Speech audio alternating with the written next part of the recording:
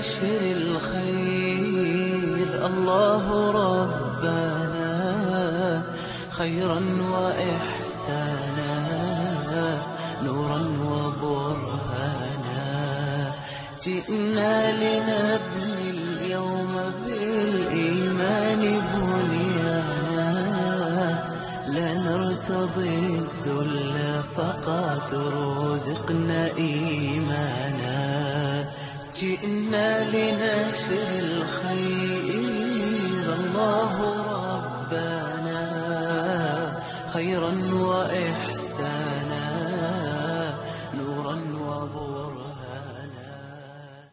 الحمد لله رب العالمين، والصلاة والسلام على رسول الله صلى الله عليه وسلم. يقول الله تبارك وتعالى: ويطعمون الطعام على حبه مسكينا ويتيما وأسيرا إنما نطعمكم لوجه الله لا نريد منكم جزاء ولا شكورا.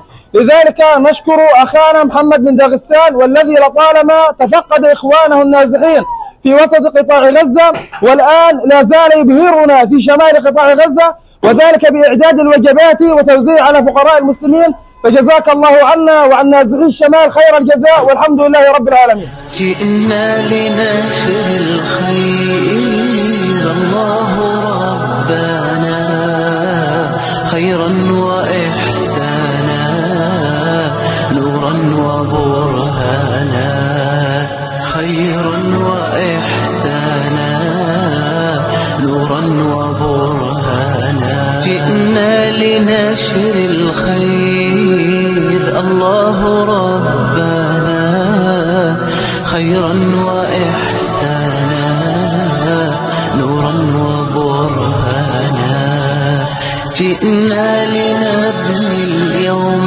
بالإيمان بنيانا لا نرتضي الذل فقط رزقنا إيمانا جئنا لنشر الخير الله ربنا خيرا وإحسانا نورا وبرهانا خيرا وإحسانا نورا وبرهانا جئنا لنشر الخير الله ربنا خيرا وإحسانا نورا وبرهانا. شكرا لمؤسسة دار الخير. بالإيمان بنيانا لا نرتضي الذل فقط رزقنا إيمانا جئنا لنشر الخير الله ربنا خيرا